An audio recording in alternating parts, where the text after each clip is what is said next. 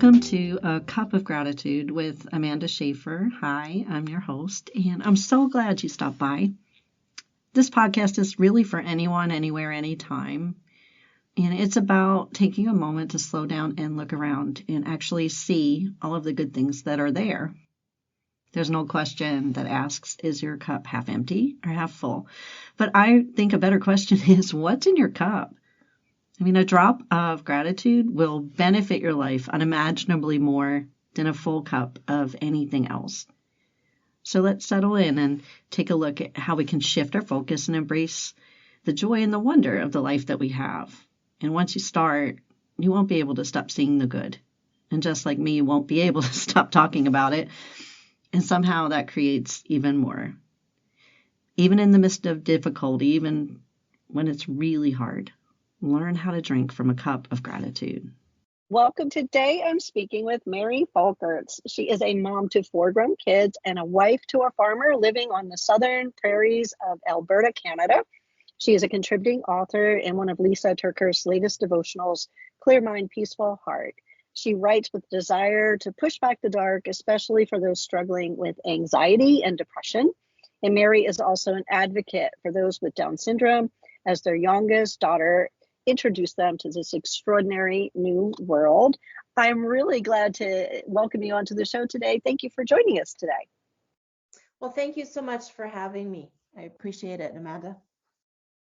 So, as many of you know, we like to start in the beginning and look at our childhood and work up to what is going on now. And the reason we do that here on this podcast is God is really writing a story in each of our lives, and sometimes we miss some of what he's doing. And I think it's really helpful for people to be able to see God working in each and every story. They're all so different. The way that we're born, the things he deposits in us, and then the things that happen because we live in a fallen world and everything isn't the way he originally intended. All of that he works together to good somehow, and he gives us a ministry, and he gives us a story to share, and a way for us to connect with other people and to share the goodness of who he is and how he's been in our lives. And I know Mary from social media, and it's very small Christian creative world, even though it's a really large Christian creative world. It turns out a lot of us know each other, and so I'm really excited to share her story. I just felt honored when you shared some of your story. I have a special needs brother, and I can understand some of the beautiful things that your daughter brings to your life, and I can understand it in a different way. And so I'm excited about that part of your story, but I'm also excited to see how God has worked in your life since you were a little one. So with that in mind, would you be willing to tell us a little about your childhood? Yeah, so I was raised in a fairly conservative Mennonite community. It was a remote community. Second youngest of 7 kids. And we learned early the value of working hard. We grew up on a farm, and it was a great childhood in that way. I grew up going to Sunday school and church. I'd say my parents were what I would consider first generation Christians, coming from religion, still the Mennonite religion, just coming to an understanding of salvation through Jesus. I'd say that religion and its rules are not easily removed from the way a person thinks. So even though, we had salvation through Jesus, the do's and don'ts of religion still clung stubbornly. Yeah, I grew up going to church, but I never met Jesus until 23 years ago, and I'm 60. So do the math, right? Sometimes those rules and regulations and traditions keep you separated from the one that are meant to get to know by going and being together. And it's such a shame. And it is generational, I think, depending on the kind of experience your parents have had. That's what they end up providing for you. And so some of us don't get that, the fact that there's real relationship available for us. Yeah. You talked in our pre-recording call a little bit about what you call generational trauma. Would that be something you'd be willing to share about? Sure. Well, I wonder how many people walk around with generational trauma clinging to them, Mm-hmm. but maybe have no idea. Mm-hmm. I was reading in the book by Bruce Perry and Oprah about it was the statement, shouldn't be said what's wrong with you, but what happened to you. Mm-hmm. I see the effects of generational trauma within my own family of origin, and how it passed down through the generations, and how I have passed it down to my own kids. Mm-hmm. For one thing, my mom's real mom passed away really suddenly and tragically when she was only 2 years old. And then other events happened in my mom's life that left her shattered. And without help and resolution or working through any of this pain, she did her best to be a wife and hardworking mom of 7 kids. And needless to say, no one is strong enough to bury trauma forever. And it comes back to haunt you and the children you're raising. Mm-hmm. And trauma, I find, just bleeds from one generation to the next if we let it. Yeah, I have dealt with that myself, and I think all of us do to some degree. I think our parents do the best that they're able to do. Absolutely. And I think, the generation before me, at least, I don't know about since, before them, but I'm pretty sure, for several generations, like nobody really went to therapy. People didn't talk about some of the things that were going on. They didn't understand what was happening. But like you said, trauma doesn't just go away, and it's housed in our body, and it can also bring on illness, as well as anxiety and depression and addiction and all of these other things. And we do pass it along. I have a daughter and a son-in-law who are both therapists, and we talk a lot about the brain's regeneration and about healing from trauma, and it's work, and it has to be intentional. But as much as I wanted to not pass anything on, I did. And it's been beautiful as we've grown, as I've grown and gotten more and more healed and gone to therapy and known Jesus and all of the good things. I've been able to grow and change, and to have my kids, who are both adult children, be able to say, wow, Mom, I see you're really different here. I see, like, we're better here. It's an amazing thing, but it's hard, and none of us want to do it. Our parents didn't want to do anything that was going to hinder us in any way, and we don't want to do it. But somewhere along the line, I think somebody has to say, you know what, I'm not going to pick that up. Yeah. And so I'm sorry that was part of your experience. You had siblings, correct? What were your sibling relationships like? They were good. They were. I had close sibling relationships. I didn't get to know my older brother probably quite as well. There was like a 20-year gap between the oldest and the youngest child in our family. Mm-hmm. So my mom had children for 20 years, if you can imagine that. Wow. Yeah. And I would say that, yeah, I still have good relationships with my siblings. And that's awesome.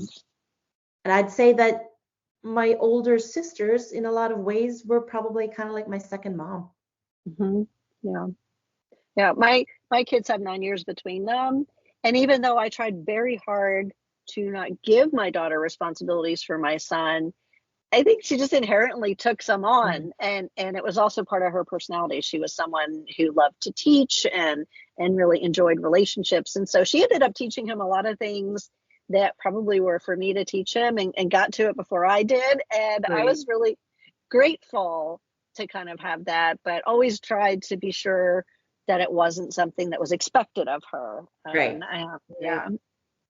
But I think that must be really nice to have had that. I'm the youngest of 3, and I didn't really have that. So I didn't have that experience. You know what? Getting together with sisters and having a good belly laugh is so therapeutic. I hear it There's just is. something about Yeah. you get each other and your Yeah. silliness. And Yeah. sometimes the kids just, our kids just kind of roll their eyes at us, but it's fun. I think that's awesome. Well, God made sure to give me lots and lots of siblings in Christ to have those very close relationships with.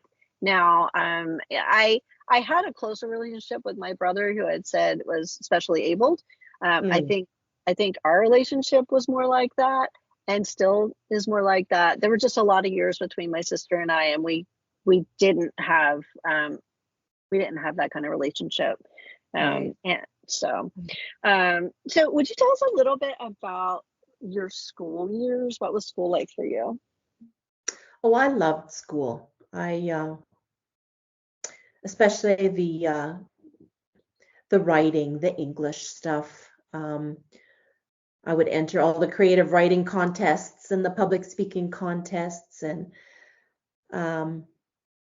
yeah, I really did like school. Experienced some tough times, especially in the junior high years. Junior high girls can be, Yeah.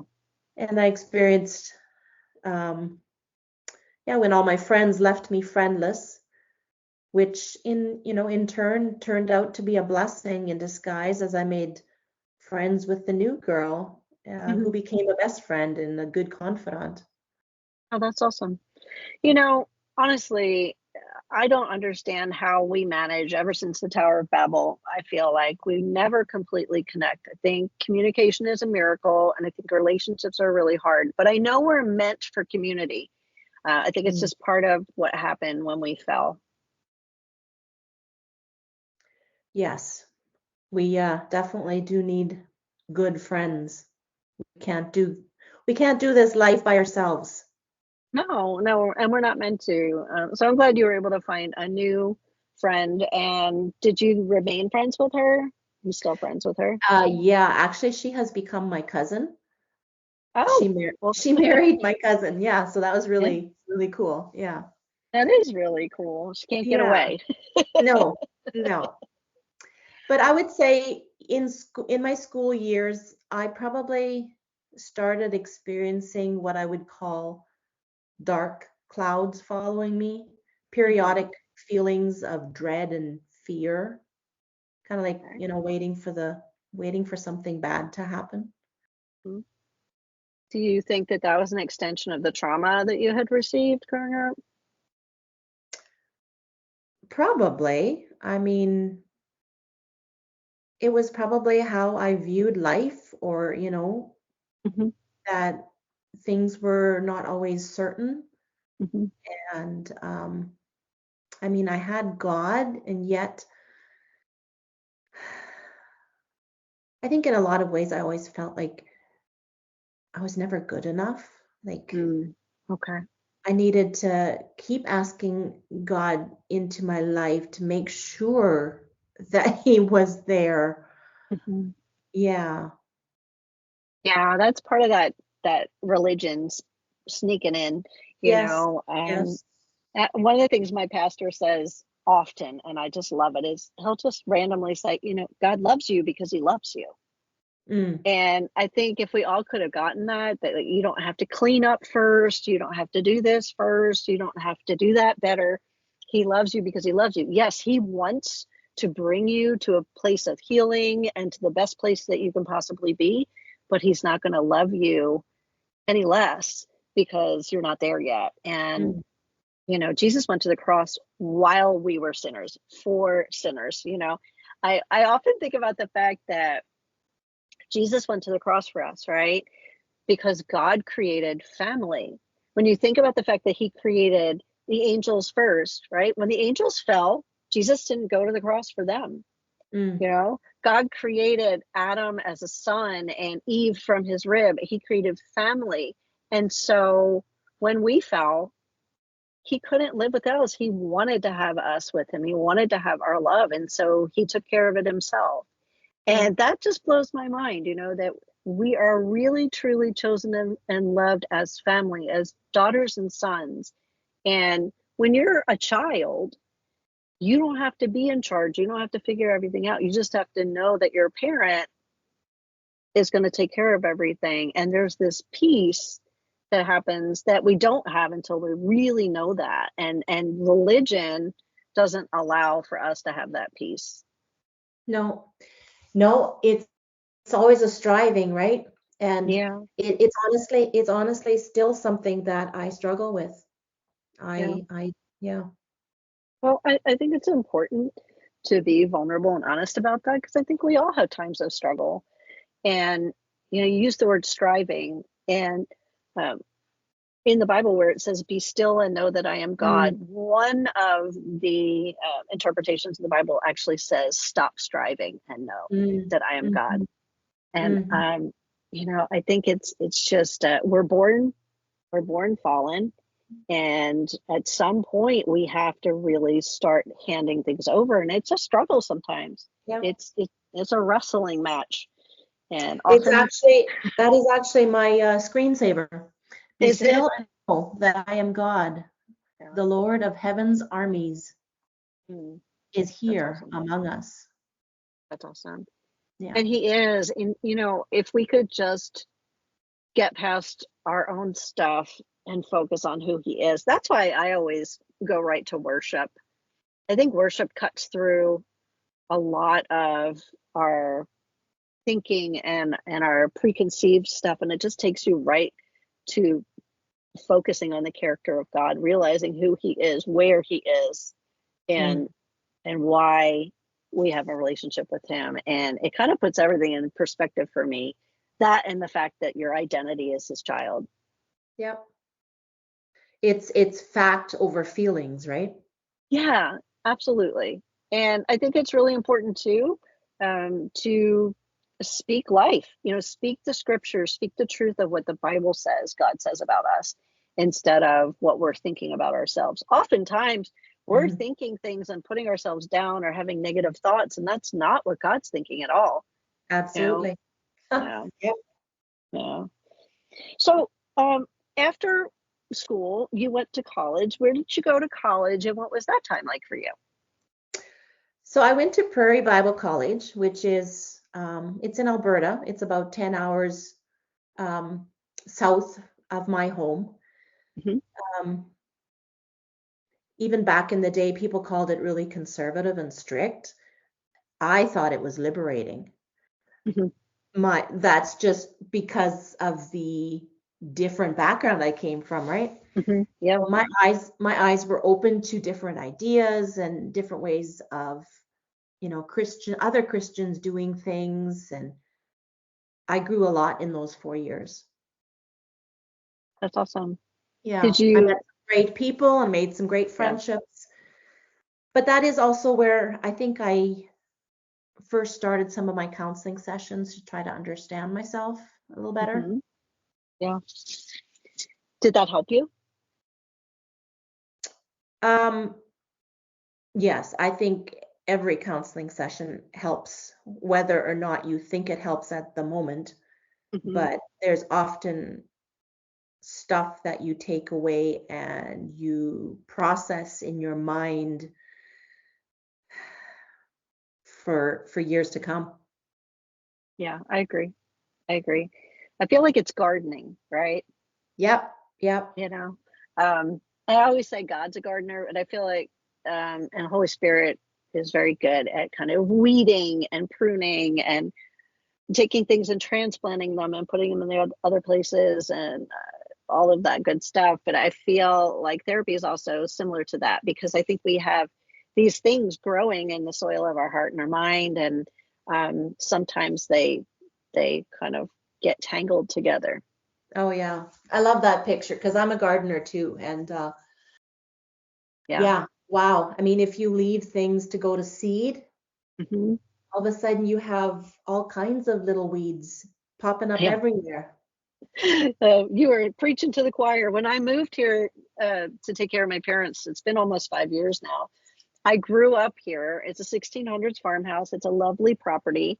But my mom just loved trees. And so when some of the volunteer seeds, that's what we call seeds that we didn't plant on purpose, in case you're not a gardener.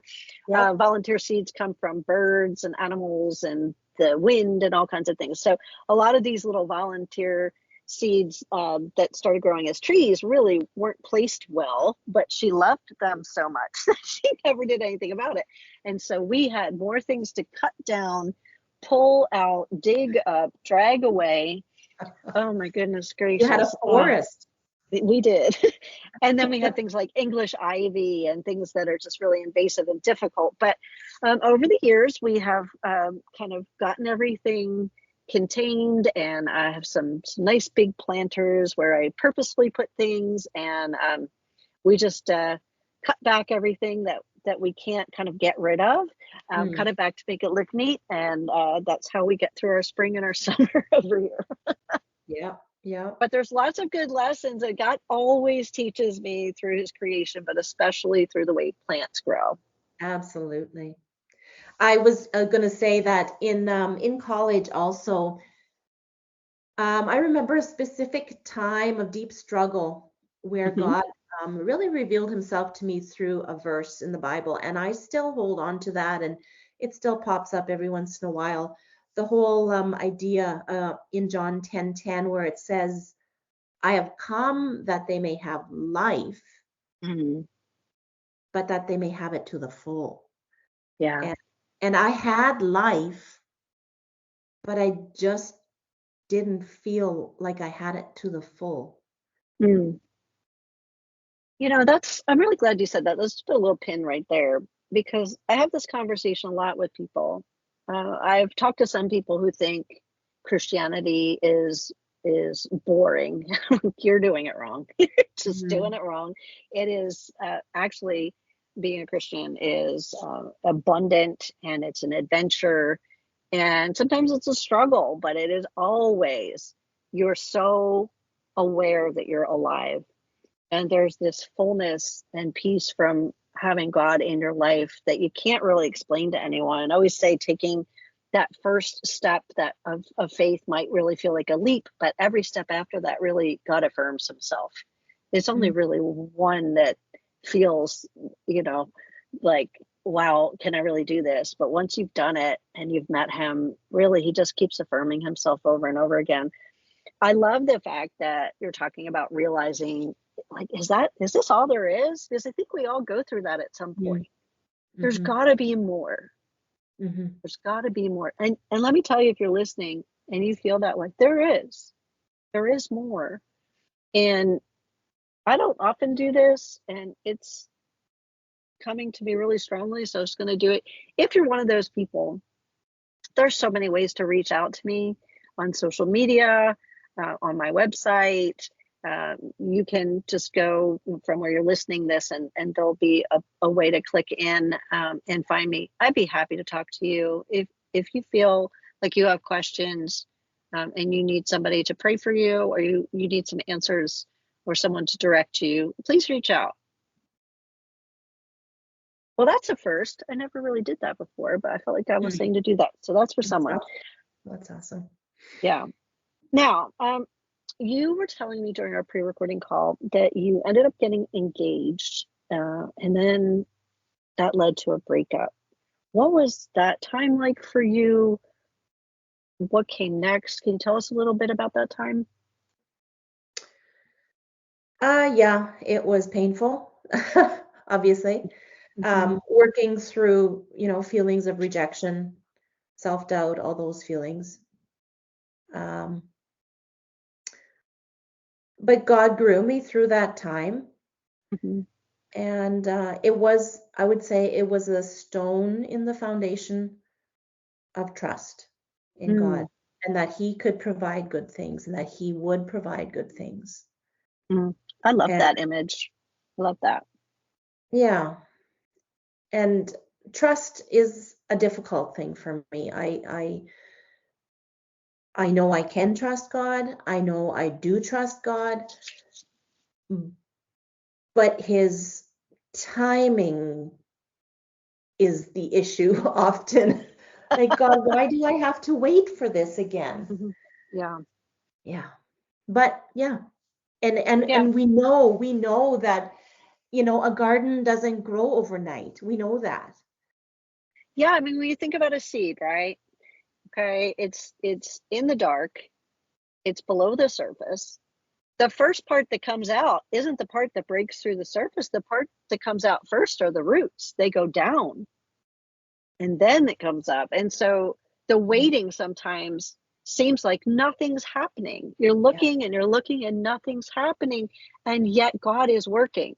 And again, he's reminding me of something I just shared with my pastor the other day. So we are part of a large church who has many campuses. We plant churches in different areas because we feel like that's how you share the gospel. And so just continuing to fill up one big building. And there was a time where I was helping plant a campus. And during that time, it didn't seem like we could get a building no matter what we did. So we met in all kinds of places. We met in hotels. We met in schools. We met everywhere you could think of. And we somehow grew even doing that. But during those 5 years, we eventually moved back to the original building, and then another campus was sent out, and that became our building, which was way bigger. And so it made a lot of sense later. It was only about 5 minutes down the road. But during the time that it made no sense, I was taking a walk and I walked by this large patch of bamboo, and I looked up at it and I felt like I was supposed to take a picture of it. I got home later and I felt like I was saying, hey, that's pretty cool bamboo, isn't it? And I'm like, okay, God, sure. So I'm a digger. I went and I looked up about bamboo. And as I was looking it up, God revealed to me that he was talking to me about our church. So the way bamboo works is the root system kind of looks like plumbing. It's like these really big pieces that go along and are lined up with the earth, right? They're not like regular roots.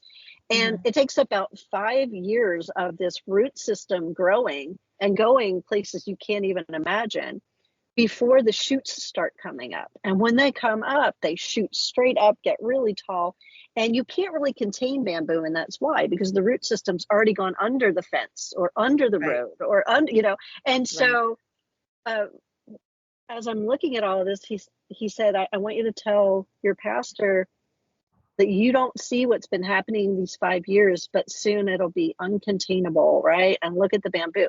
Well, we're now, in this church, we just set up another campus a year ago. We're at 3 services, over 1,000, 1,500 people, coming on a Sunday. People are getting baptized left and right. And we have to send another campus out and probably build a bigger building. It's that crazy how uncontainable it is.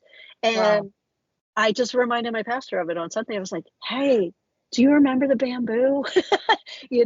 So that's how God's working. He's working under and just because you can't see it doesn't mean he is not preparing something beautiful to grow. That's good. Yeah. So how did you get through this time? I know waiting is difficult for every single one of us. Did God bring you to like a new place with himself? Did he introduce you to another young man? Like what happened next?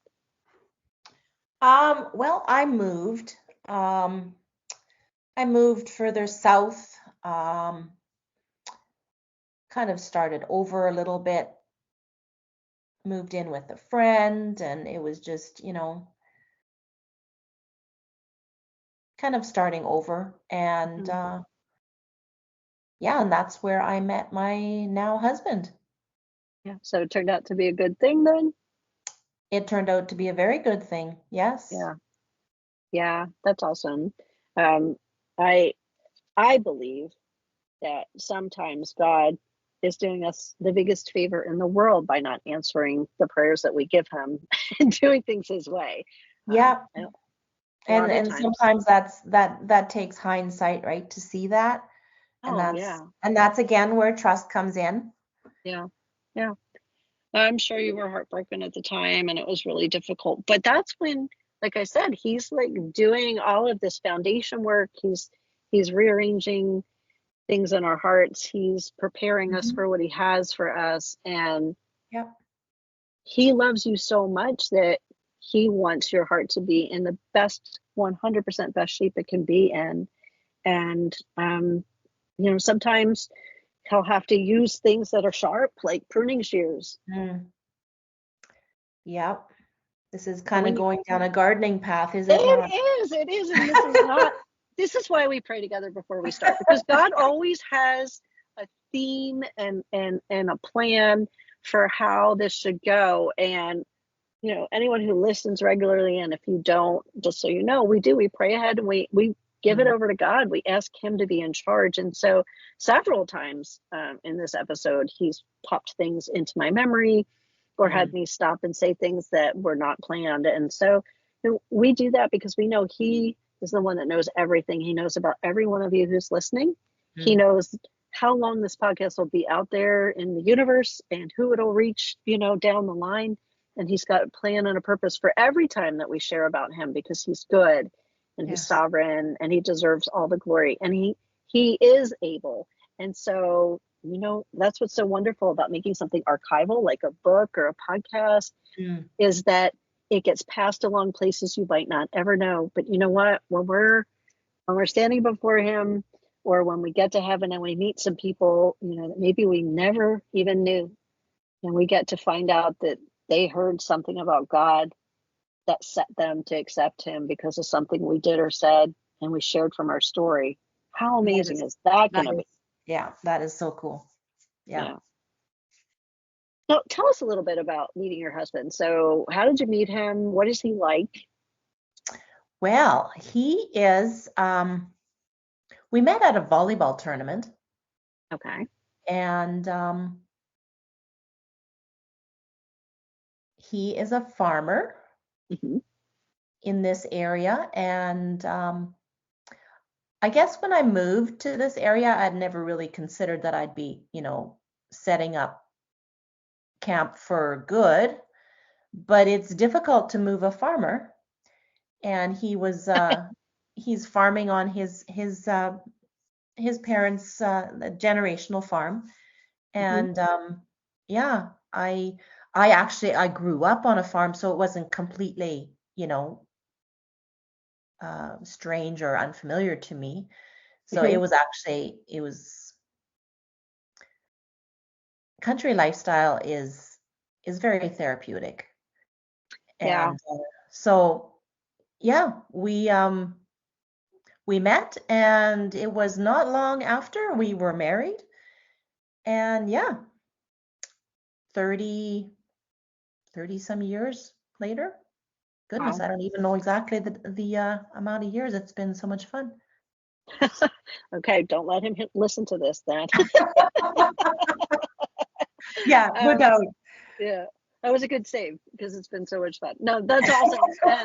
And, no, but it probably feels like forever, and that's totally justified. Now, after you guys were married and you did eventually have kids, your youngest child ended up, as you said, being the genesis of your writing. Can you tell us a little bit about her, how she started you writing? You said you always liked to do it when you were younger. So obviously it was something God deposited in you. Tell us a little bit more. Yeah, so I always loved to write, and I in school, but you know what? Life gets busy, and you just put it on the back burner. It's And after Regan was born, 2003, she's our youngest, and she was born with Down syndrome. And her diagnosis was a complete shock for us. The first 10 days of her life,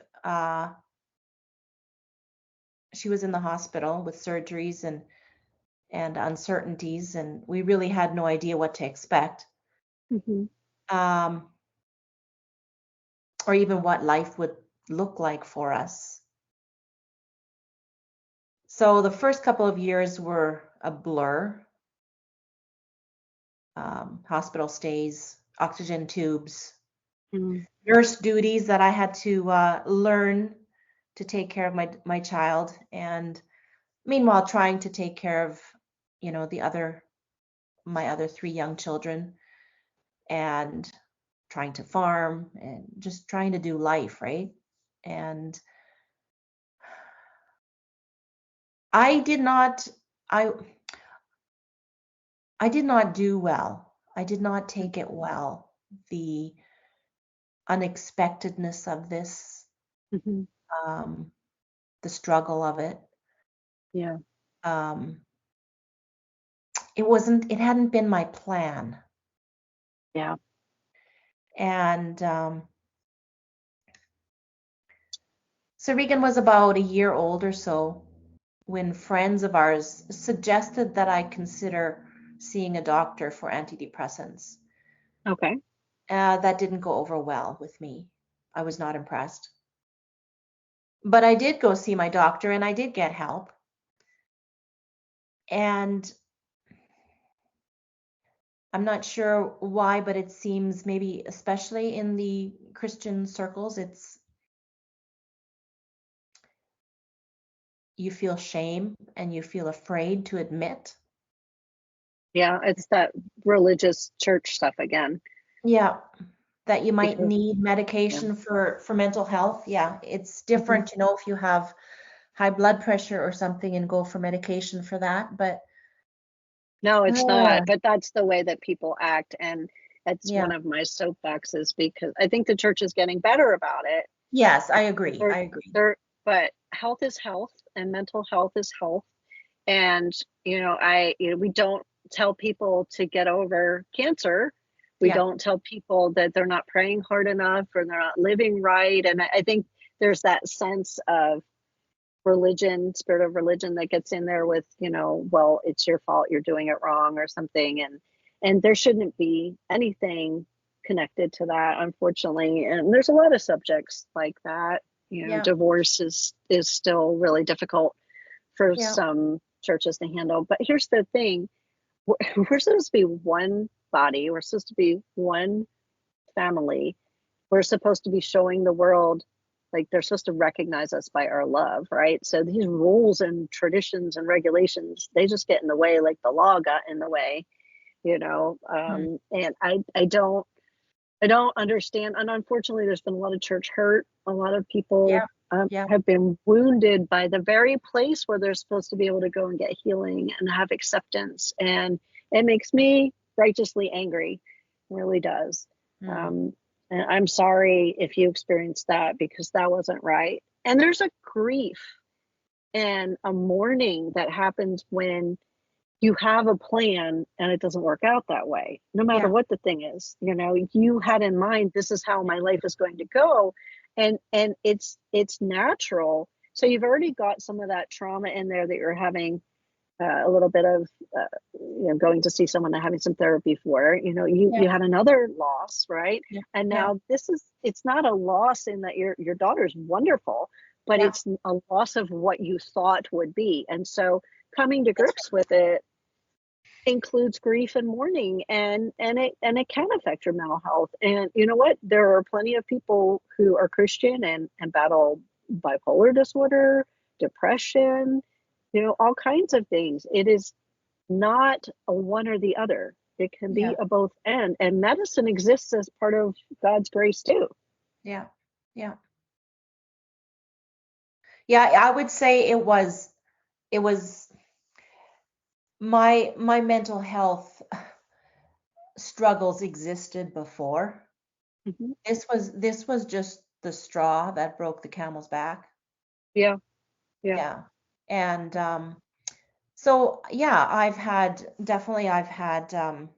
counseling. I wouldn't say, just go, and sometimes medication can seem like a band-aid Hmm. for the wound, and it might cover the wound, but it doesn't necessarily heal the wound. Yeah, that's right. We got And to I get to the roots of why. Yeah, Yeah. yeah. And that's why counseling, I would say, is so important. Hmm. And I'm still receiving counseling to this day. Hmm. And um it's a process. It's a process of learning to rethink things that are false in my brain. Mm-hmm. And like the Bible speaks so clearly to these things, like Proverbs 4:23, be careful what you think, because your Yeah. thoughts run your life. Mm-hmm. Philippians 4:8, whatever is true, whatever is noble, whatever is right, pure, lovely, admirable, excellent, praiseworthy, think on those things. That's And right. counseling, just for me, Christian counseling, I would say, that's my thoughts, but really just confirms that, Yeah. confirms those Bible verses. And but It's yeah, so it's sorry, go ahead. no, I was going to say it's true. And then whatever it is, like whatever it is that you think, right? That is what gets down the very short distance between that and your heart. That's what gets down and gets in the soil that's in your heart. And so it's really important. You know, it also says to guard your heart. Part of guarding your heart is bringing those thoughts captive and bringing them to Yes, Christ. Yeah, yes. yeah. But yes, then after, like, so I would say probably around 2010 or so, I started blogging on Weebly, Hmm. and just writing my thoughts and some of the things, about Regan. And I think it was also really therapeutic for me Yeah. to begin writing. And yeah, so I have since moved onto WordPress, and I am still blogging, looking at trying to set up a Substack, Okay. all those good things. I write to encourage parents with special needs, kids. Hmm. Um, I write to show the capability that these kids have, trying to advocate for them. That's awesome. And I love to write poetry. I find it speaks depths in a few words. Yes, I love poetry too. I always say that the way God speaks is similar to poetry. He gets Yeah, all he can down into the least amount of words possible. yeah. Yeah. Mm. And then I also write about the anxiety and depression. Hmm.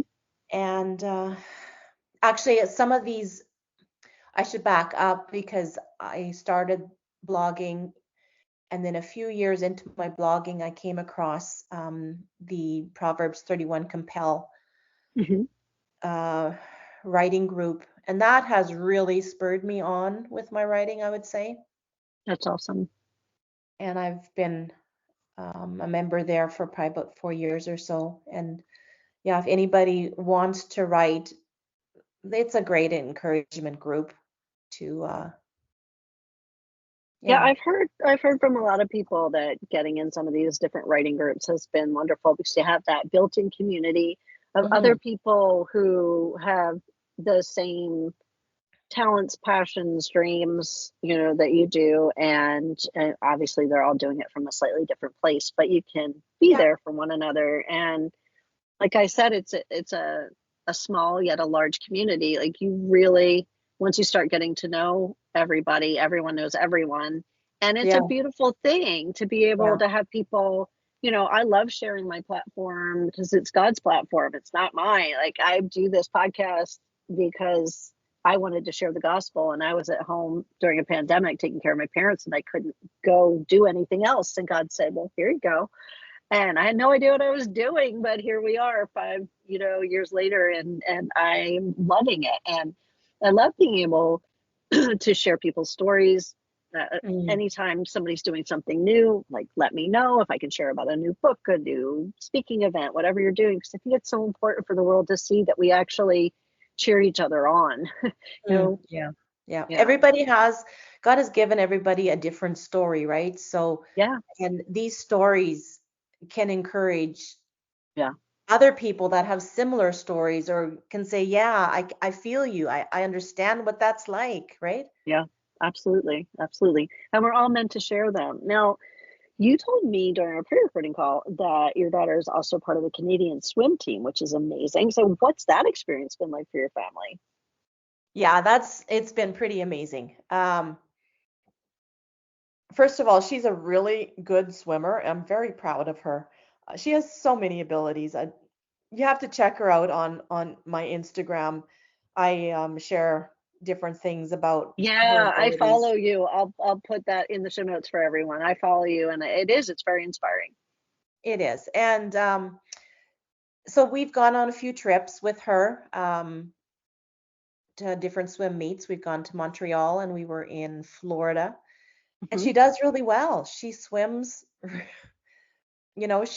she's swimming with the best of them. Wow. So who knows where exactly this will lead us, but she even medaled in the last swim meet, and I think there were like 8 countries or so. Wow, that's amazing. That's so Yeah, cool. Yeah. yeah. And it's We could great have for a her to whole meet. podcast just about that. I think that's so cool. Yeah, Yeah. yeah. It's great for her to meet new friends too with Down syndrome. Hmm. And it's these people, these swimmers all have Down syndrome on this swim team, right? So Hmm. that's pretty cool. That is very cool. So we had discussed when we talked the first time about this desire that you had to write a book. Can you tell us about that? Yeah. I would love to write a fictional book with real life uh, issues, if that makes Mm, sense. yeah. Um, that people could relate to characters and say, "Oh, yeah, that I have that struggle." Yeah. Um, Kind of in the line of um, Sharon Garlow Brown's Sensible Shoes Okay. books. They were amazing books. Hmm.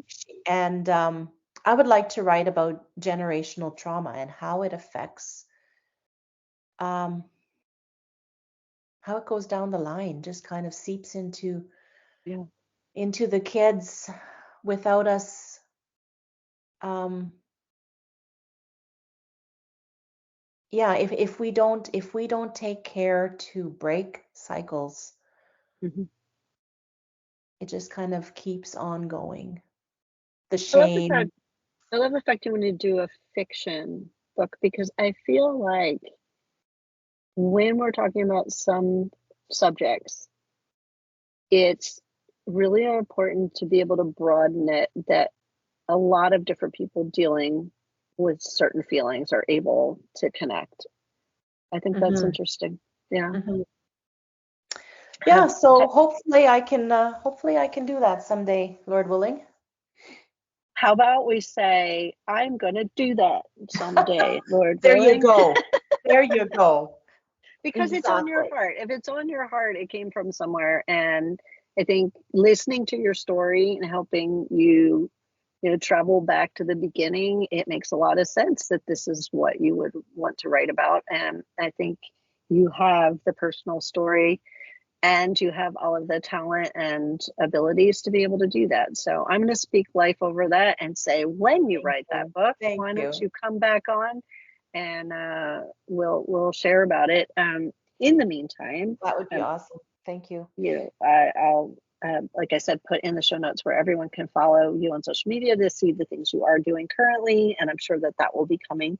So I have one last question. I could go get a cup of coffee and talk for another hour, but in light of time, I have one more question. I know we can't go back and change anything, but I feel like when we answer it, people listening can take the wisdom and apply it to their life now. If you could give your younger self any advice, what would that be? Okay. Can I share with you a short letter that I wrote to almost 20-year-old me? Absolutely. Okay. Dear almost 20-year-old me. Oh, girl, if only this was possible. Okay, so I wrote this a few years back. Almost Mhm. 50-year-old me could have stopped by and given you a few words of advice and encouragement. After the initial shock of how we've aged, I hope you would hear my words and take them to heart. Girl, you are loved. Don't be so concerned about other people's opinions of you. Be confident in God's love. Don't be self-centered. Think of yourself less, not think less of yourself. Learn early to give a helping hand without an incentive. That counseling that you attempt to sit through and don't apply yourself to, do it. Do the hard work of understanding yourself. And when you are my age, you will thank me. Don't be so consumed with the, oh, I'm broken, I need counseling. Everyone is broken, girl. We're just all broken differently. The benefits of speaking through and untangling the knots in life are immeasurable. I hate to say this part, but here it comes. You think that once you've found the man of your dreams, once you've settled down into marriage, that life will be complete. Don't be fooled. There will always be the next thing you add to your if only list. Learn to enjoy life now. You know that saying that someday, today will be the day you look back on fondly? It's true. Be in the now. Don't think that life will be better when. Grow your faith. Build a solid foundation underneath you. Know what you believe and surround yourself with friends that will help you stand strong. You will need it as you get older. I don't want to spoil all the surprises for you, but there will be things that come that will shake you. Learn early to really trust in the God who knows everything about you and still loves you completely. And one more thing. Use sunscreen on your face and, oh, easy on the potato chips. That's awesome. Well, I'm so glad that you shared that. Thank you. And I am grateful that you were willing to come on and share your story. I'm so glad that we have connected, and I hope you have a great day. Thank you. Hey, so I just want to thank you so much for spending your time with me. And I want to challenge you to go out today and to just take notice and to stop and really look around and find at least one good thing, one thing to be thankful for. You know, if you do that today, you're going to find so many more things tomorrow without even trying. Because once you start, you begin to see what's always been there. And if you need a refill, you can come join me again for another cup. Make sure to subscribe and have an awesome day and go be grateful.